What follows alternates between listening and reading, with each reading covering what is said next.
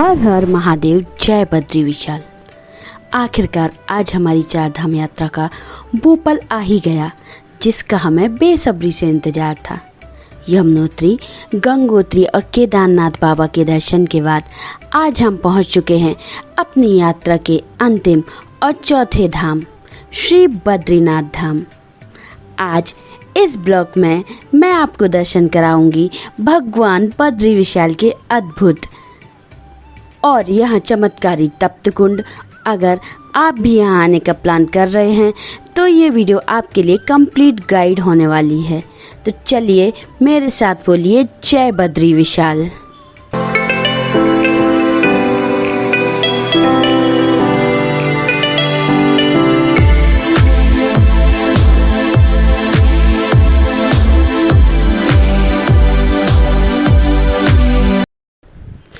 इस समय हम बद्रीनाथ धाम की ओर बढ़ रहे हैं। चारों तरफ हिमालय की ऊंचे ऊंचे पर्वत श्रृंखलाएं, ठंडी हवाएं और अलकनंदा नदी का सुंदर दृश्य मन में शांति भर देता है।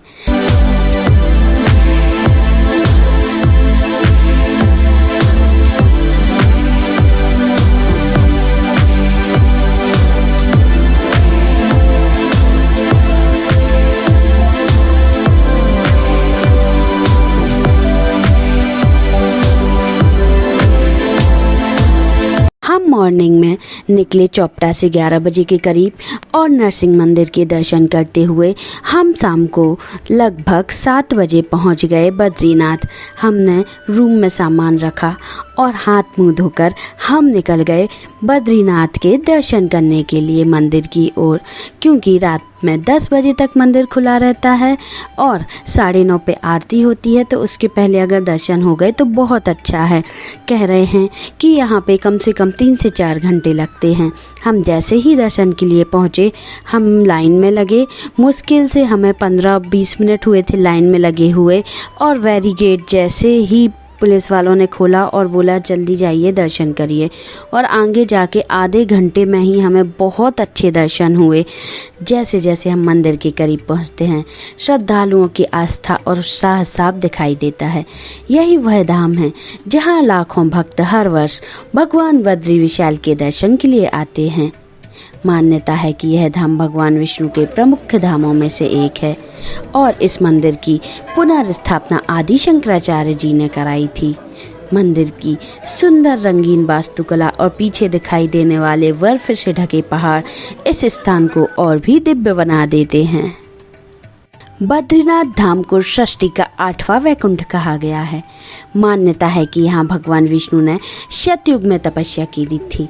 जब उन्हें ठंड लग रही थी तब माता लक्ष्मी में बद्री मतलब बेर के पेड़ के रूप में उनकी रक्षा की थी, इसलिए इसका नाम बद्रीनाथ पड़ा।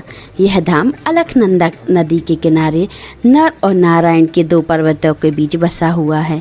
यहाँ आदि शंकराचार्य जी ने सालिग्राम पत्थर से बनी भगवान की मूर्ति स्थापित की थी। हम मॉर्निंग में लगभग 3:15 बजे मंदिर पहुँच गए और फिर हम लाइन में लगे। यहाँ पे लोग पहले से ही लाइन में लगे हुए थे। जैसे ही 4 बजे और भगवान की आरती स्टार्ट हो गई और हम यहाँ मंगला आरती के दर्शन के लिए आए थे और लाइन जल्दी जल्दी बढ़ते हुए मुश्किल से हमें आधा 1 घंटा लगा और हम 4:30 बजे दर्शन करके भगवान बद्री विशाल के मंदिर के बाहर आ गए।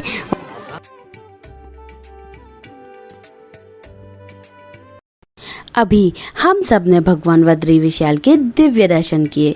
दर्शन के बाद मन में जो शांति और आनंद का अनुभव होता है उसे शब्दों में व्यक्त करना कठिन है। यदि आप भी 4 धाम की योजना बना रहे हैं तो बद्रीनाथ धाम अवश्य आएं। यहाँ का आध्यात्मिक वातावरण जीवन भर याद रहेगा। और अब आप दर्शन कीजिए भगवान बद्री विशाल के बाहर कॉरिडोर में जो बाकी मंदिर हैं। घंटा कर्ण जी का मंदिर है, यहाँ पे भगवान को लोग तुलसी चढ़ाते हैं। नर नारायण, लक्ष्मी नारायण का मंदिर है और यहीं पे आदि गुरु शंकराचार्य जी का मंदिर है। तो चलिए दर्शन करिए आप चारों तरफ के, जिससे कि आप कभी भी बद्रीनाथ जी के मंदिर आते हैं तो आप चारों तरफ से यहाँ दर्शन करिए और आपको कोई परेशानी ना हो। तो आप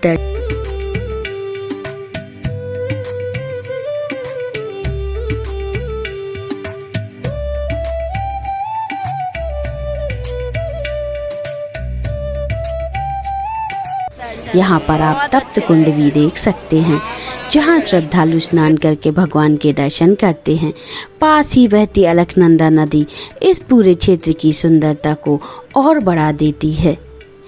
यमुनोत्री की शुरुआत, फिर गंगोत्री, केदारनाथ और अंत में भगवान बद्री विशाल के पावन दर्शन, यह हमारे जीवन की अविस्मरणीय आध्यात्मिक यात्रा रही। बात करते हैं बजट की। अगर आप हरिद्वार या ऋषिकेश से सीधे बद्रीनाथ जी आ रहे हैं तो 3 दिन और 2 रातों की इस यात्रा में आपको प्रति व्यक्ति खर्च लगभग 6,000 से 12,000 के बीच आएगा। अगर आपका बजट कम है तो आप ऋषिकेश से सुबह चलने वाली UTC सरकारी बसों या शेयरिंग जीप से आ सकते हैं, जिसका किराया करीब 7,700 से 800 रुपये एक तरफा होता है। रहने के लिए यहाँ आपको JMVN में डोरमेट्री या स्थानीय आश्रम मिल जाएंगे, जो मात्र 300 से 500 रुपये में होते हैं। ये हमने अपनी यात्रा की है अद्भुत उत्तराखंड से बुक। इन्होंने हमें सारे रूम मोस्टली होटल बिल्कुल मंदिरों के पास थी, आधा किलोमीटर का डिस्टेंस था, तो इसलिए हमें आने जाने में कोई प्रॉब्लम नहीं हुई और बहुत अच्छी इन्होंने सुविधा दी। तो अगर आप बुक करना चाहते हैं तो हमारा रेफरेंस देके बुक कर सकते हैं। नीचे हमने आपको कॉन्टेक्ट नंबर दिया है, आप उस पर जाकर अपनी यात्रा अद्भुत उत्तराखंड से बुक कर सकते हैं। हमारी 4 धाम यात्रा सफलतापूर्वक संपन्न होती है। दिल में एक ही सुकून है जो शब्दों में बयां नहीं किया जा सकता। उम्मीद है आपको बद्रीनाथ धाम का यह ब्लॉग बहुत पसंद आया होगा। अगर वीडियो अच्छी लगी हो तो इसे लाइक करें, अपने परिवार और दोस्तों के साथ शेयर करें और कमेंट में जय बद्री विशाल लिखना ना भूलें। अगर चैनल पे नए हैं तो सब्सक्राइब बटन दबाकर इस सफ़र का हिस्सा बने। मिलते हैं अगले शानदार सफ़र में, जो कि होगा माणा गाँव का। जय बद्री विशाल, हर हर महादेव। अगर आपने अभी तक हमारे चैनल को सब्सक्राइब नहीं किया है तो जल्दी से आप सब्सक्राइब कर लें, जिससे आने वाले वीडियो आपको जल्दी जल्दी मिलते जाएं, और नोटिफिकेशन बेल आइकन को प्रेस करें, जिससे आपको हमारे वीडियो का नोटिफिकेशन मिलता रहे। और लाइक और कमेंट करना ना भूलें। आप सभी को नमस्कार।